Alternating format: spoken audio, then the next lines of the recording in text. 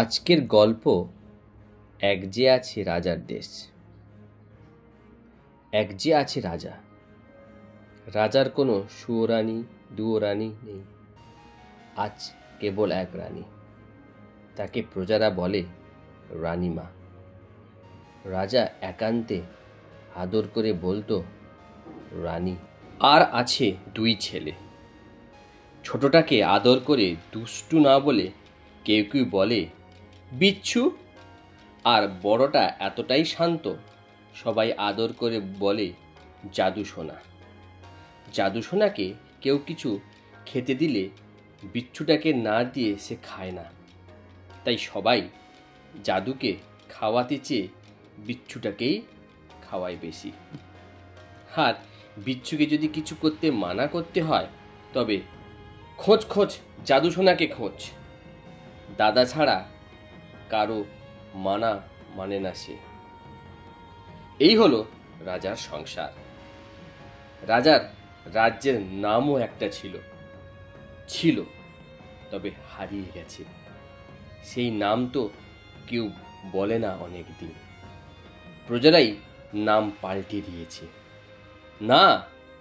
না কোনো মিটিং মিছিল করে নাম পাল্টানো নয়, মুখে মুখে বলতে বলতে পাল্টে গেছে।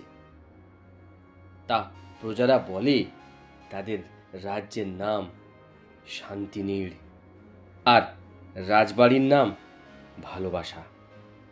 কিন্তু সেই শান্তির নীড়েও শান্তি নেই আজ। রাজার চোখে ঘুম নেই, রানীর মনে শান্তি নেই, প্রজাদের মনে আনন্দ নেই। যেদিকে কান পাতা যায় কাজল কাজল কাজল কাজল। এক ঢাল কালো চুল তার। সকালবেলা বাবা যখন মাঠে লাঙল করে, কাজল তখন খাবার নিয়ে যায় মাঠে। বাবা যখন লাঙল ছেড়ে হাত ধুয়ে খেতে বসে, কাজল তখন খাবার বেড়ে দিয়ে গরু দুটোকে চড়ায়। বাবা যখন দুপুরবেলায় মাঠ থেকে ফেরে, কাজল তখন মাটির কলসি থেকে বাবার জন্য পরিষ্কার গ্লাসের জল এনে দাঁড়ায়। সন্ধ্যাবেলা বাবা যখন কাজ সেরে হাত মুখ ধুয়ে সময় পায়, তখন সব দেশের রূপকথার গল্প শোনায় কাজলকে। কাজল এক গরিব চাষির মেয়ে। সেই কাজলকে বিদেশি দস্যুরা বন্দি করে ধরে নিয়ে গেছে। 7 মাস 7 দিন 8 রাত কেটে গেছে, তবু কাজলের কোনো খবর নেই। রাজার সেরা সেনাপতিরাও ব্যর্থ, তারা কোনো সন্ধান দিতে পারল না কাজলের। রাজকন্যা হলে না হয় রাজা ধৈর্য ধরতেন, রাজাকে অনেক ধৈর্য ধরতে হয়। রাজার ছেলে মেয়েদেরও ধৈর্য ধরতে শিখতে হয়, কিন্তু এক সাধারণ চাষি সে কি করে ধৈর্য ধরবে? রাজামশাই ভেবে অস্থির। জাদু সোনা এসে বলল সে যাবে কাজলকে উদ্ধার করতে। বিচ্ছু বলল দাদা যাবে, আর সে বাড়িতে বসে থাকবে তা কি হয়?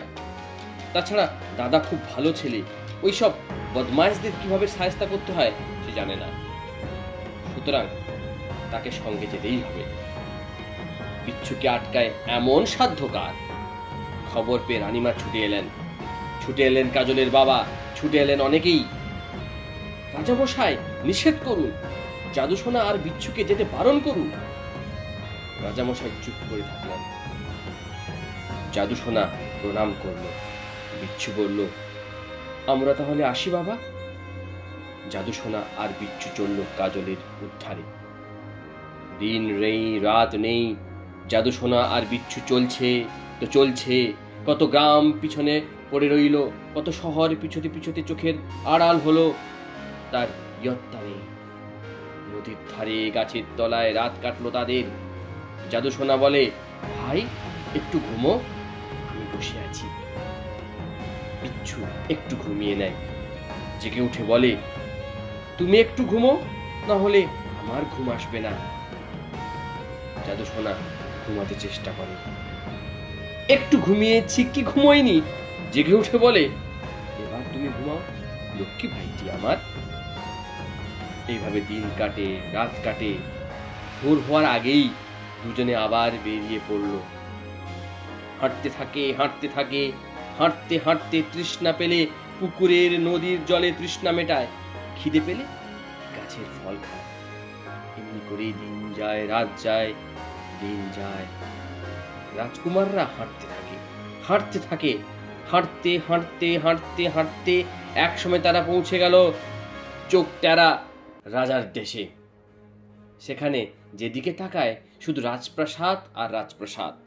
কলকারখানার বড় বড় চিমনি আকাশ ছুঁয়েছে, মানুষগুলো সব যেন যন্ত্র। সেই দেশে কেউ কাঁদে না, কেউ হাসে না, খালি বসে বসে হিসাবের খাতা মেলায়। খবর নিয়ে জাদুসোনারা জানতে পারল কিছুদিন হলো রাজার লোকেরা কোথাকার এক কালো মেয়েকে ধরে এনেছে। সুতরাং আর দেরি না করে জাদুসোনা আর বিচ্ছু সোজা হাজির হলো রাজদরবারে। বিচ্ছু বলল, আমাদের গাঁয়ের মেয়ে কাজলকে তোমরা চুরি করে ধরে রেখেছো কেন? চোখ টেরা রাজা তাকালো চোখ বড় বড় করে।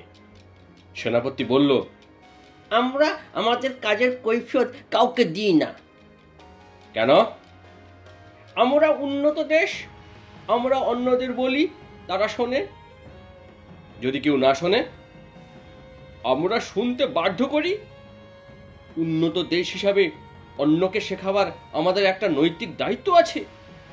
যেমন তোমাদের একটা গেঁয়ো রাজ্য, প্রজারা হুটহাট করে রাজপ্রাসাদে ঢুকে পড়ে, কোনো আইন শৃঙ্খলা নেই। তোমাদের দেশ উন্নত জানলে কি করে? কেন? আমাদের দেশে প্রচুর ধন সম্পদ আছে, আর আমাদের দেশ পারমাণবিক শক্তিতে শক্তিধর, আর বিশ্বের প্রথম 10 ধনীর 5 জন আমাদের। আর কি? তোমরা এখনো এই সব মাপকাঠিতে মাপো? হ্যাঁ, এসব তো সেই মানধাতার আমলের মান মাপন যন্ত্র, এসব এখন চলে না। তবে কি দিয়ে মাপো? দরিদ্র সীমার নিচে বসবাসকারী মানুষের হার কোন দেশে কত কম? এ তো ভারী অদ্ভুত। অদ্ভুত কেন? একটা গেঁয়ো মেয়ের জন্য তোমরা জীবনের এত ঝুঁকি নিয়ে এখানে এসেছো কেন? তোমরাই বা একটা গেঁয়ো মেয়েকে এত কষ্ট করে চুরি করো কেন? জানা গেল তারা কাজলকে ধরে এনেছে গবেষণা করবে বলে। কি আছে ওর মধ্যে? কাঁচা লঙ্কা, পেঁয়াজ, কলমি শাকের ভাজা দিয়ে পান্তা খেয়েও হাসি খুশি থাকে। নিজে না খেয়ে বুড়ো বাবাকে খাওয়ায়। হাসলে বুড়ো বাপ সব কষ্ট ভুলে। কারোর কষ্ট দেখলে আপনা আপনি তার চোখের কোণ থেকে জল গড়িয়ে পড়ে। এমন মানুষ তো চোখ টেরা রাজার দেশে নেই। গেঁয়ো রাজার দেশের মেয়েটার হৃদয় চিরে পরীক্ষা করে দেখা দরকার। সুতরাং ধরে আনা। এখন কয়েকদিন অবজার্ভে রাখা হয়েছে। এরপর মেয়েটার হৃদয় বের করে নিয়ে এখানকার পরিবেশের সঙ্গে অ্যাডজাস্ট আছে এরকম একটা কাঁচের নল রেখে পরীক্ষা করে দেখা হবে। সব শুনে বিচ্ছু বলল, গাধা কোথাকার। কে? যাদের মাথায় এই বুদ্ধি এসেছে। মানে যন্ত্র দিয়ে হৃদয় মাপা যায়? চোখ টেরা রাজার ইচ্ছে করেছিল ছেলেটাকে ধরে ফটকে পুড়ে দেয়, কিন্তু রাজা সামলে নিল। যদি এই ছেলে দুটোর কাছ থেকে আরো কিছু জানা যায়, এই লোভে বলল, তাহলে কি দিয়ে মাপতে হয়? জাদুসোনা বলল, হৃদয় জানতে হয় হৃদয় দিয়ে। বিচ্ছু বলল, এত কথার কাজ কি? আমাদের কাজললতাকে ফেরত চাই, ব্যাস। ফেরত চাই বললে তো হয় না, প্রত্যর্পণ মূল্য চাই। কি মূল্য চাই আপনার? কি মূল্য দিতে পারো তোমরা? যুদ্ধ চাইলে যুদ্ধ, প্রাণ চাইলে প্রাণ। যুদ্ধে জয়ী হতে পারবে আশা করো। যারা প্রাণ দিতে ভয় পায় না, যুদ্ধে পরাজয়ে তাদের ভয় কিসের? চোখ টেরা রাজা বলল, এ তো আচ্ছা আপদ। এই দুজন ছেলে মানুষের সঙ্গে যুদ্ধে জিতলে সুনাম বাড়বে না, অথচ হারলে দুর্নামের শেষ থাকবে না। তার চাইতে উপযুক্ত প্রত্যর্পণ মূল্য পেলে ল্যাটা চুকে যায়। বলল, বলুন মন্ত্রী মশাই, কি মূল্য চাওয়ায় যায় এদের কাছ থেকে? মহারাজ, অভয় দেন তো বলি, আমরা তো হৃদয় দিয়ে গবেষণা করতে চেয়েছিলাম, তাই বলি কি মহারাজ, এখন হৃদয় যদি পাওয়া যায় তবে আর আপত্তি কিসে? কি বলতে চাইছেন পরিষ্কার করে বলুন। মহারাজ, আমাদের রাজকন্যার সঙ্গে যদি... এত বড় সাহস আপনার? মহারাজ, সাহস তো ছিল না আমাদের, আমরা তো মৃত্যু ভয়েই মরেছিলাম, এখন সে ভয় আর নেই। চোখ টেরা রাজাও ভাঙছিল, আর সামলাতে পারল না। রাজকন্যার জন্য উপযুক্ত পাত্র বলে মনে হলেও মন থেকে সন্দেহ যাচ্ছিল না তার। যতই হোক রাজকন্যা তো এদেশেরই মেয়ে, তারও একটা নিজস্ব মত আছে, বলল। সভা কিছুক্ষণের জন্য মুলতুবি থাকলো। সভা কিছুক্ষণের জন্য মুলতুবি রেখে অন্তঃপুরে গেল চোখ টেরা রাজা। সোজাসুজি প্রস্তাব রাখলো মেয়ের কাছে। মেয়ে কিছু উত্তর না দিয়ে লজ্জায় মাথা নত করল। সভায় ফিরে এসে বলল, কি যেন বলেছিলেন মন্ত্রীমশাই? আগে হৃদয় দিয়ে গবেষণা। জাদুসোনাকে উদ্দেশ্য করে বলল, এ বিষয়ে কি মত তোমার? জাদুসোনা বলল, এ বিষয়ে চূড়ান্ত মত দেওয়ার আগে বাবা মায়ের সঙ্গে তো আলোচনা করা দরকার।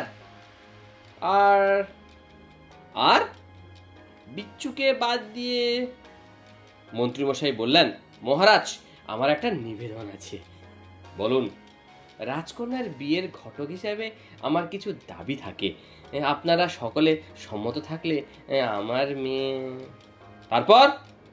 তারপর আর কি, রাজকন্যা হেমলতা তার ছোটবেলাকার গঙ্গা জল অনুবর্তিকা আর কাজললতাকে সঙ্গে নিয়ে চলল সেই এক যে আছে রাজার দেশের উদ্দেশ্যে।